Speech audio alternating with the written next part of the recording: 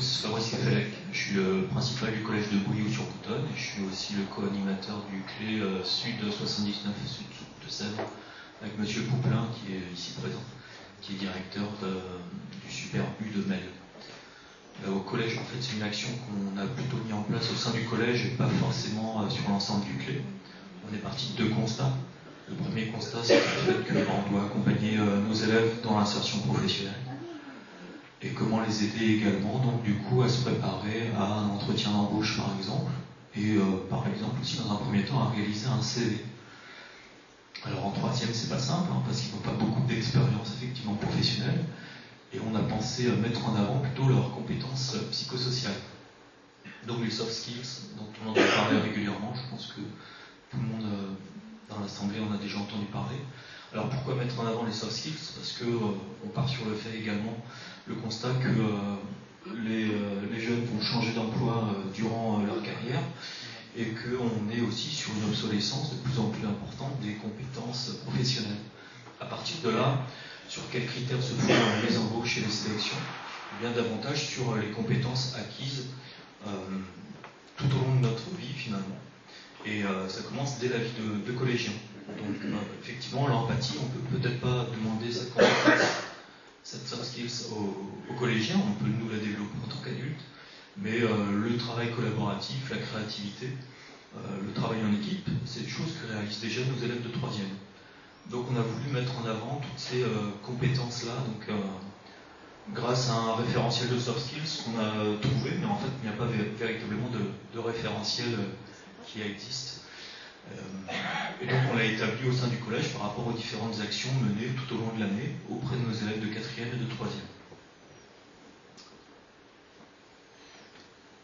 La difficulté aussi des soft skills, c'est de les reconnaître en fait. Lors d'un entretien d'embauche, il faut que la personne mette en avant ses compétences, peut-être à partir de moyens chiffrés, pourquoi pas. Nous, on a choisi de faire reconnaître ces soft skills par les open badges.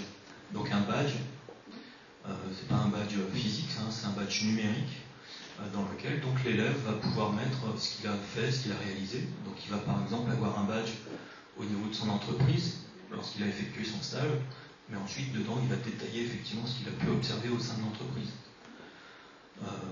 L'intérêt de ces badges, effectivement, c'est ensuite pouvoir les collecter, en avoir plusieurs, et les faire figurer sur un CV numérique.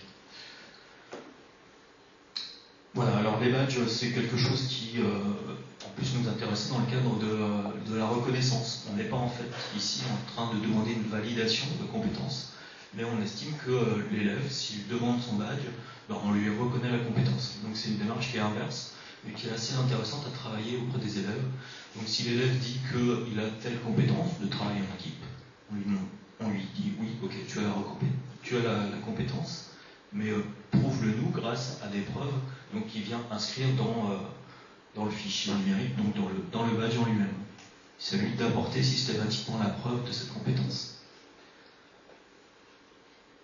Et la finalité, donc, c'est de pouvoir réaliser un CV numérique. C'est ce qu'on propose à nos élèves de 3e. Donc là, je vous ai sorti un CV réalisé par une élève de 3e. Sur la première page, on peut reconnaître le CV classique. Et sur la deuxième page, c'est toutes les compétences qu'elle a emmagasinées sur les 2 années, 4e, 3e. Donc on retrouve aussi bien des participations à des actions ponctuelles de l'établissement. Les élèves participent par exemple aux Girls Day SNCF. C'est une action proposée par la SNCF et les jeunes filles sont très impliquées puisqu'en fait voilà, on lutte aussi contre les stéréotypes de genre. Voilà, les élèves peuvent aussi reconnaître tout un tas d'autres activités qui ne sont pas reconnues au niveau scolaire. Des élèves qui savent faire par exemple des montages vidéo.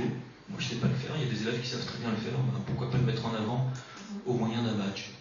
Donc l'ensemble de ces badges collectés forment un CV qui est transmis ensuite aux entreprises. Merci Fabrice. Alors je rajoute juste que toute cette présentation-là et cette dynamique-là a été présentée dans le cadre des réunions du CLE avec les représentants du monde économique, et que les représentants du monde économique étaient emballés, épatés par ce dispositif-là. Ils disaient, ben voilà, c'est ça qu'il nous faut pour arriver à repérer les compétences des gens, plus que le diplôme, c'est tout ça qui nous intéresse, quoi. Donc il y a certainement des choses à travailler sur ce sujet-là dans le cadre de nos relations école-entreprise.